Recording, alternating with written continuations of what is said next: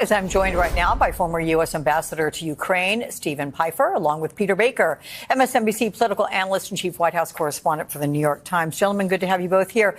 Peter, you first, because you've covered about, 3 decades or so of administrations with meetings between world leaders and sitting presidents. What went through your mind when you witnessed that whole episode? It's a great question. You're right. Since 1996, except for 4 years in Moscow, I've been covering meetings at the White House between presidents and foreign leaders. And we've never seen anything like this. Never. No. That doesn't mean there are not tensions. Obviously, American presidents feel frustrated at times with even their closest allies. And sometimes they have some pointed words in front of the cameras. But you never see this kind of a verbal brawl in public like this. And it seemed at some point to be, if not intentional, at least they didn't seem to shrink away from it. They wanted, I think, in some ways to put him back in his box, if you will. Look, President Trump and Vice President Vance have made very clear they don't like Volodymyr Zelensky. It's personal. They think Ukraine is not the victim. It's the villain in all this. And they're basically, using a lot of the points that Vladimir Putin has offered. All of that, what you just said, is stunning. But let me go to you, Ambassador Pfeiffer, because you said, sir, of J.D. Vance in this meeting that he could not have done more damage and created greater joy in Moscow were he a Russian agent. So can you explain how unprecedented this was? And can this kind of damage to our foreign relations be repaired? Well, as Peter said, what we saw yesterday in the White House was unprecedented. And I'm sure it caused great jubilation in Moscow. This meeting was a chance for President Zelensky and President Trump to talk about how to move forward on brokering an end to the Russia-Ukraine war.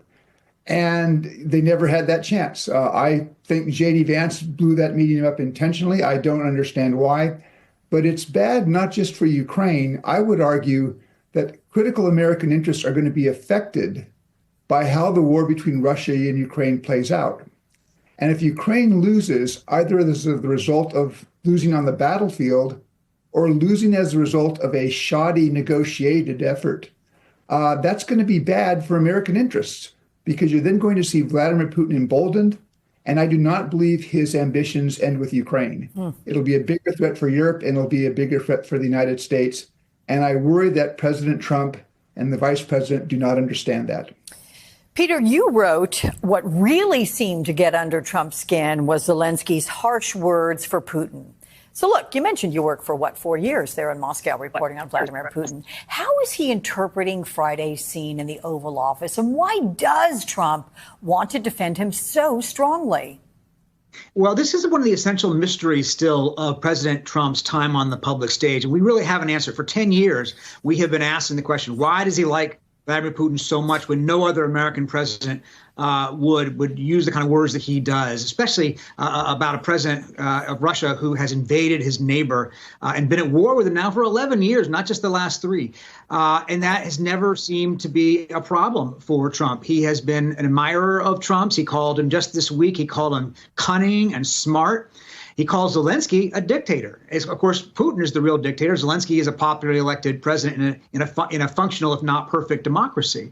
But you're right. I mean, it was fascinating at this meeting yesterday, the things that seemed to bug Trump was every time Zelensky said something nasty or what he perceived to be nasty about Putin, he says, well, you can say bad things about him, but that doesn't help. And then later on the lawn in that clip you showed when he's leaving the White House in the South Lawn, he says he just says negative things about Putin as if that bothered him. And he spoke about Putin as if they were the friends and compatriots. He says, we went through the Russia investigation together, in effect. That was a remarkable moment where he identified more with the president of Russia, who is an accused war criminal, than he did with the president of Ukraine, who is fighting for his country's survival. Yeah. Hey, let me know if you get an answer. Alex, yes, sir. Mm-hmm.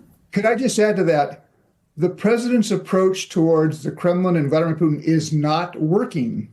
Look over the last 3 weeks. You have seen concession after concession after concession by President Trump and the administration to Russian interests. So 2.5 weeks ago, Trump publicly says, Ukraine cannot hope to get all of its territory back. It cannot hope to join NATO.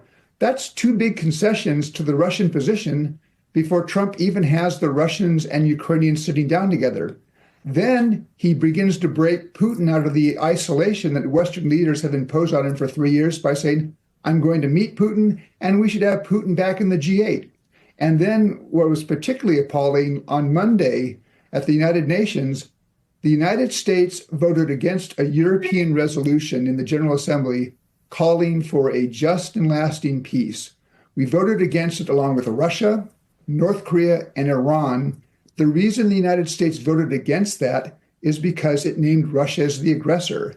And for all of these concessions, all these move towards Russia, if you look in the last 3 weeks, the president has not gotten a single thing from Russia of benefit to the United States. In fact, the Russian position appears to be hardening. This is not the way to deal with Kremlin, not the way to deal with Vladimir Putin. Putin just sits back and says, I'm getting these concessions. I'm going to wait for Trump to make more because he sees Trump as weak. Thought-provoking there. And you're right to point out all those things that have happened of late. Let me ask you, Peter, about the sound that we played earlier and what you make of top Republicans like Lindsey Graham and Marco Rubio doing these 180s on supporting Ukraine. With few exceptions, Republicans have all fallen in line with Trump after yesterday's confrontation. Will it last? Well, I think it's a measure of how much the Republican Party has changed, right? The party of Reagan today is backing, again, Russia over Ukraine, in effect. It's Lindsey Graham, Marco Rubio. These guys were hawks. These guys saw Putin as a bad guy, as a threat to the world. They saw Ukraine as a victim of unprovoked aggression. They saw Zelensky as a new Churchill, and they celebrated him this way. And to see them, as you say, turn 180 degrees on this to denounce Zelensky and to back Trump in his verbal assault on Zelensky shows you how much power Trump has over the Republicans. They don't want to cross him. They don't want to be in the chair where Zelensky is in that image you're showing. They don't want Trump to be yelling at them. The Ukrainian armed forces and President Zelensky are best positioned to describe what's happening on the battlefield. My own assessment is that Russia is making grinding incremental progress in the east, retaking some territory in Kursk. That's the region in Russia that Ukraine made some territorial gains last summer. But those incremental gains on Russia's part are coming at extraordinary cost in terms of men and materiel. And that's why you see Russia reaching out to North Korea for troops, reaching out to Iran for weapons. Those are signs of conventional weakness on Putin's part, not signs of strength. And at the same time, we've seen that the Ukrainians are able to absorb the capabilities, the training that the United States, Europe, and 50 countries have provided, and have fought with incredible bravery, holding off a much larger military. So I do not count Ukraine out, but what they will need, and I think this is core to any peace through strength type of deal that I think the administration wants, they will need continued support from the international community so that they can defend themselves. Yeah. Maya, Treasury Secretary Scott Bessent claimed that Zelensky wanted to reset after that episode in the Oval Office. He wanted to stay to sign that agreement. But White House officials demanded that he leave. What are you hearing about all that? Yeah, I mean, look, this was just a stunning moment. I mean, the reaction around the world has been, incredible. I mean, among Ukraine's supporters, both in Washington and around the world, there was really this, reaction of horror in ways, and this feeling that Russia was the winner of yesterday's meeting. We even had talked to some sources who felt like it could have been a setup of sorts. So you have different opinions really about how this came to be. I mean, Trump supporters and, of course, officials in the White House really saw this, as this demonstration from Trump as showing American power and this America First mantra that he really ran on. And then, of course, the Russians, I mean, they loved how it went down. We saw that in some of the responses. But I think everyone, regardless of where they stood and what their take was, agreed that it was jaw-dropping. What happens to the mineral agreement now, Maya? I mean, is the White House saying it's dead, or are there signs it could be revived?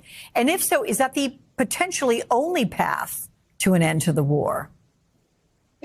Yeah, I mean, again, I think it is unclear where this goes next with the White House. I mean, Trump said Zelensky is not ready for peace. He can come back when he is ready for that. But that being said, I mean, this mineral deal, it was not a deal that was going to end the war. So, maybe there is another path. We're going to have to wait and see. But after that heated exchange yesterday, I don't imagine we're going to see another immediate convening of Trump and Zelensky. Again, we see Zelensky, now in London having talks with European leaders, and it'll be interesting what comes out of that tomorrow. Yeah, we'll be watching that closely. So, Caroline, one of the things Zelensky tried to get through to Trump is that this isn't just about Ukraine, but potentially about Europe and, by extension, global security. So if a deal is struck on terms that are favorable to Russia, and if the U.S. normalizes relations with Russia, what does that mean for our long-term national security interests? If the United States and Russia normalize relations and do so absent a larger normalization architecture that includes our allies and partners, so Europe and Ukraine, and in some way would need to bring along the rest of the global community, because allies and partners in Asia are also watching what happens. I think you will see that Putin is the winner at the end of the day, just as he was the winner out of the meeting in the Oval yesterday. Putin has a long track record of running through any red lines, violating terms of ceasefires, invading neighbors, and there's no reason to think that normalized relations between the United States and Russia will prevent him from continuing that pattern of behavior. And I would fully expect. So, folks, there's a reason why Trump is hiding from the media since that event. Like, guys, I'm still... I'm holding my head right now. I've just been doing that randomly for the last day and a bit, right? I'm not exaggerating. I'm just like, what did we see? And the reason Trump is hiding away, the reason he canceled that press conference isn't, just because he lost his cool and he was angry at Zelensky and he was acting like an a-hole, but he knew that he didn't want to face the questions of the media, both in general, but in particular after the cluster F word that went down. Because Trump is fine taking questions when he's standing next to, in some cases, very controversial world leaders, dictatorial world leaders in some cases, but he doesn't want to stand next to Zelensky and take questions with him because he knows the questions are going to expose that he's chosen sides. He wants to hide from the reporters because he's chosen sides, guys. He personally wants Putin to succeed, or at least there's no other explanation, right? This isn't a principled anti-isolationist conservatism. You can agree or disagree with it, but there has been a strand of conservatism in the United States, which is like, we will not get involved in the world. We're going to only care about ourselves. We don't give a damn about what happens beyond our shores. And you can agree or disagree with that. But that would mean, for example, abandoning Ukraine, but it would also mean you didn't get involved in Iraq. And so you could, weigh the pros and cons of that sort of thing. But what we're seeing here is Trump absolutely putting his thumb on the scale in favor of Putin. And he doesn't want to face a media that has questions about that.